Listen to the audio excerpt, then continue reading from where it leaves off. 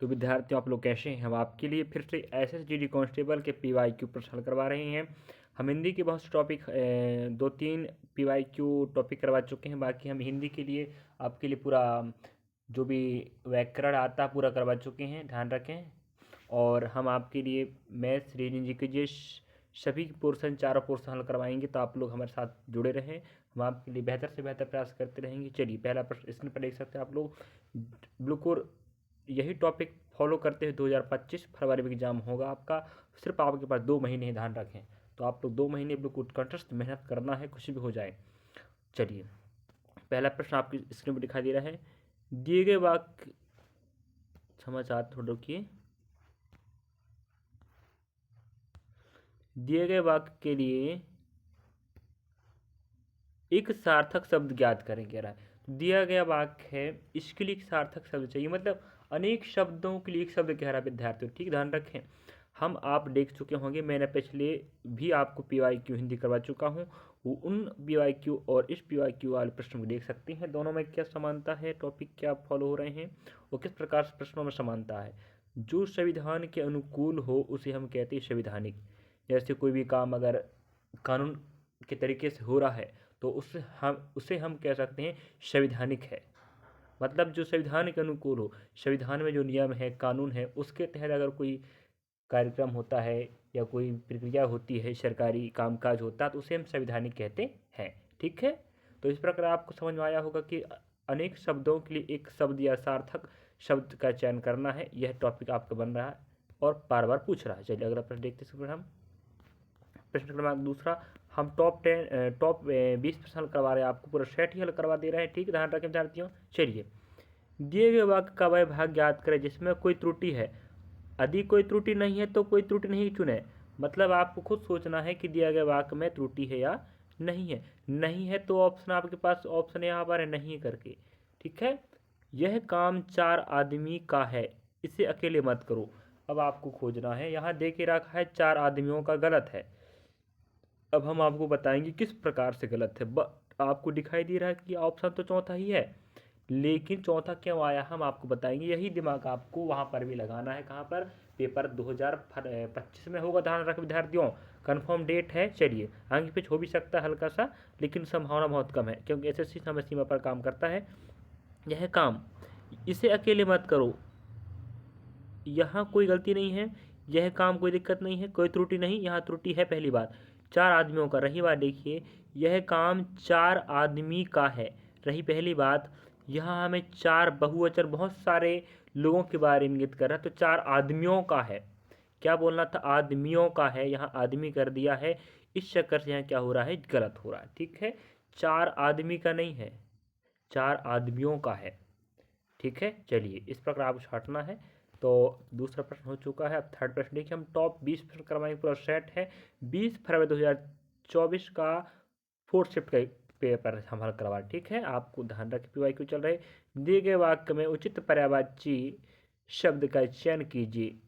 अब उचित पर्यायवाची की बात कर रहा है, तो सीता माता का नाम जानकी है, आप जानते होंगे, क्योंकि जो सीता माता के जो पिता थे उन्हें जनक कहा जाता है। जनक की पुत्री जानकी, यहाँ पर आपका राइट आंसर होगा। चलिए अगला प्रश्न इस बार देखिए, प्रश्न क्रमांक चौथा यहाँ पर है। यहाँ हमें बोल रहा है, यहाँ आप देख लीजिए बाकी जानकारी। लोकोक्ति का सही अर्थ विकल्प ढूंढना आपको।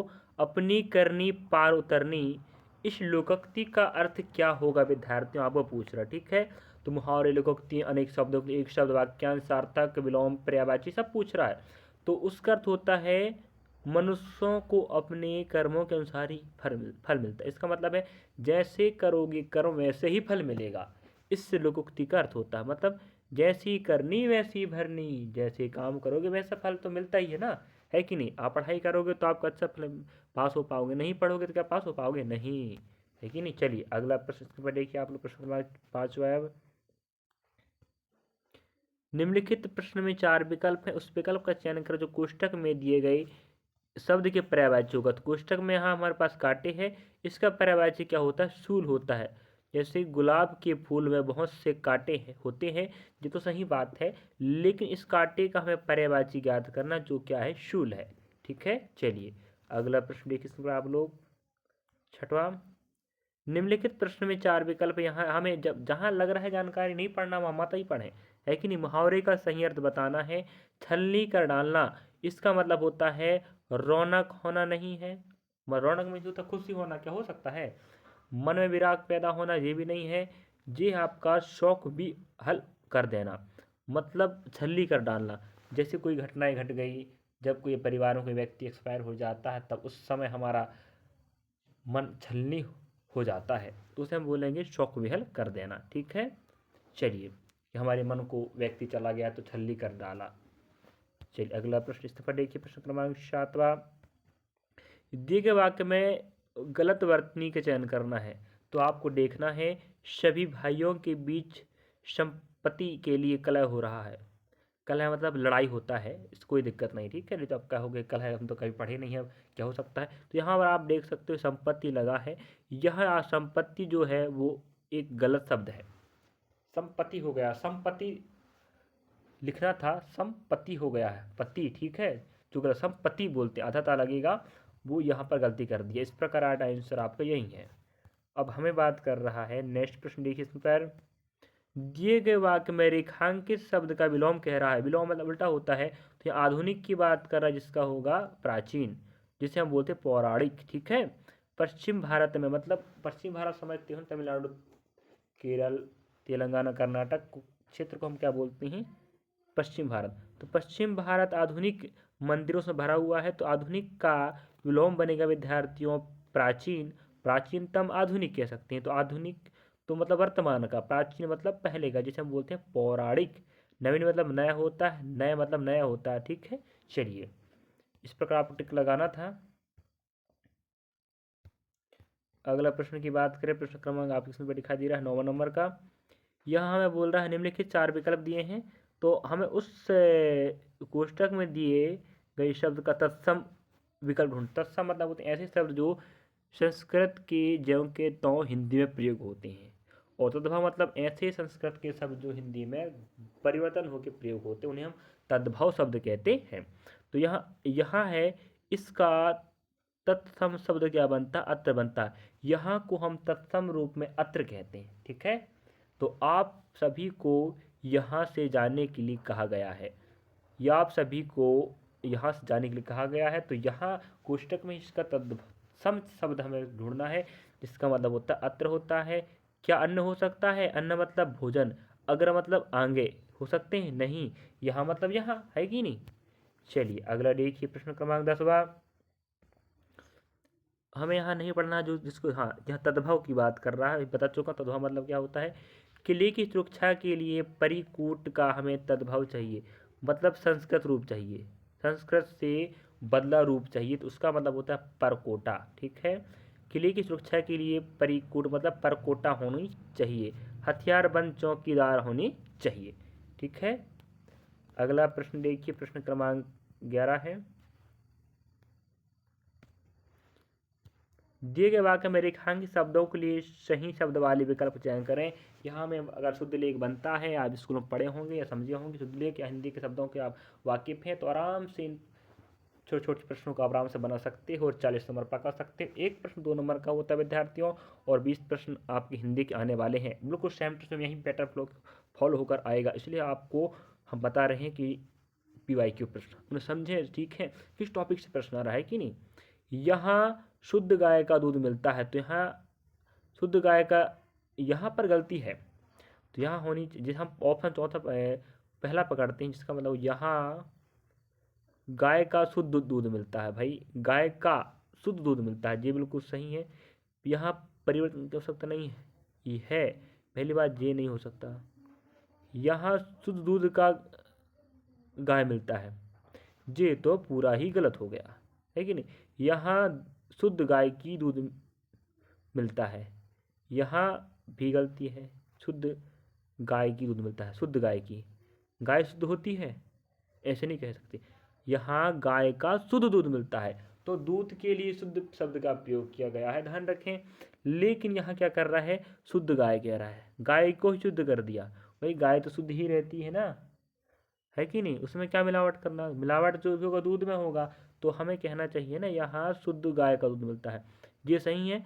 यहाँ गाय का शुद्ध दूध मिलता है, गाय में मिलावट हो नहीं सकता, गाय में जो दूध आएगा शुद्ध ही आएगा, उसके बाद दूध में जो मिलावट हो उसकी बात अलग है कि नहीं। इस प्रकार आपको छांटना था, तो इस 11 का राइट आंसर ऑप्शन पहला होगा।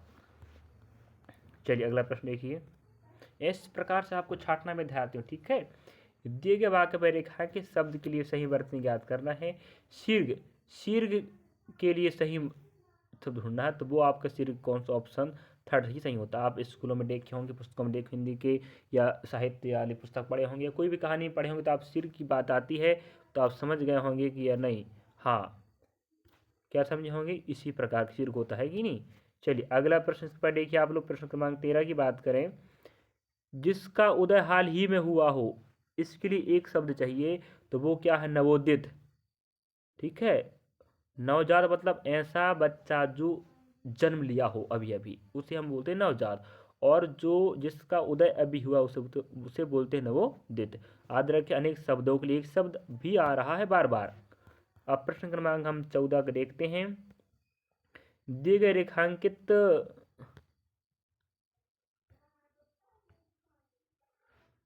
शब्द का विलोम आपको ढूंढना है, तो सुरेश बेरहमी से पेश आता है। इस बेरहमी का उल्टा बनेगा विद्यार्थियों, रहम दिली। मतलब जो रहम नहीं करता उससे बेरहम कहते हैं, और जो रहम करता उसे रहम दिली कहते हैं, ठीक है। तो इस प्रकार आपको टिक लगाना था। बताइए कितना चीज़ी प्रश्न है कि नहीं। हम आपको आंसर तो यहाँ टिक लगा, लेकिन आंसर क्यों आ रहा है हम उसका विश्लेषण करके आपको व्याख्या से बता रहे हैं। प्रश्न क्रमांक 15, 3 विकल्प त्रुटि युक्त है जबकि एक सही है, उस सही विकल्प को चयन करें। अब हमें कह रहा है 3 त्रुटि वाले विकल्प हैं, उन्हें छोड़कर हमें सही वाले विकल्प का चयन करना है। तो देखिए, मैं तुमसे रविवार को मिलूंगा, इसको सही माना है। मैं तुमसे रविवार में मिलूंगा, ये तो गलत हो गया है कि नहीं, यहाँ मैं नहीं आनी चाहिए था। मैं तुमसे रविवार के दिन को मिलूंगा, यहाँ को भी गलत है। मैं तुमसे रविवार के दिन मिलूंगा, तो यहाँ रविवार को सही है, ठीक है। तो राइट आंसर आपका पहला होगा। चलिए अगला प्रश्न देखिए, प्रश्न क्रमांक 16। अब आपको विकल्प वाले प्रश्न मिलेंगे, ठीक है। तो क्या बताइए, मैं आपके लिए छोड़ देता हूँ क्या, विकल्प बताइए। अब थोड़ा यहाँ समस्या जो हो जाएगा, यहाँ जूम होगा नहीं। तो वर्तमान काल में यदि संसार के किसी भी कोने में कोई घटना घटित होती है, तो उसके अगले दिन हमारे पास उसकी खबर आ जाती है। ऐसा सिर्फ समाचार पत्रों के कारण ही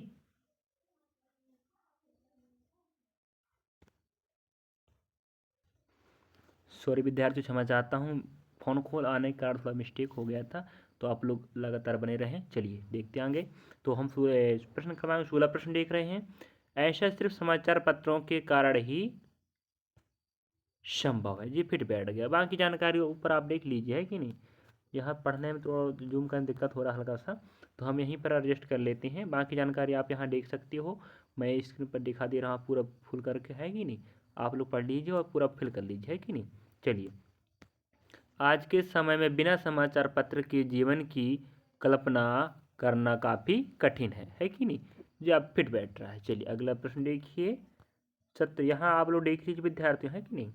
ध्यान रखें, मजाक मजाक नहीं लेना है। प्रत्येक प्रश्न 1 नंबर का है, और 5 प्रश्न आप गद्दांश मिलेंगे जो आपको 10 नंबर देंगे। यह हमें पूरे विश्व में हो रही घटनाओं के बारे में जानकारी देकर वर्तमान समय से जुड़े रहने में हमारी मदद करता है। बिल्कुल फिट बैठ गया है कि नहीं, इसमें क्या दिक्कत है। अगला प्रश्न देखिए, और यहाँ पढ़ लीजिए आप लोग, है ना। प्रश्न क्रमांक 19 की बात करें। यह हमारे ज्ञान कौशल और तकनीकी जागरूकता को बढ़ाने में हमारी सहायता करता है। मांग को बढ़ाने नहीं हो सकता, बात को बढ़ाने नहीं हो सकता, संख्या को बढ़ाने थोड़ी हो सकता है। जागरूकता, आसपास क्या हो रही है, कौन सी घटनाएं घट रही हैं, हमें जानने सकते हैं कि नहीं। जी आपका राइट आंसर हो जाएगा। अगला प्रश्न की बात करें तो यहाँ 20 नंबर आप इस नंबर देख सकते हो, और बैंक ऊपर पढ़ लीजिए आप लोग। बहुत से समाचार पत्रों की कीमत बाजार में उनकी खबरों के विवरण और क्षेत्र में प्रसिद्धीकरण अलग अलग होती है।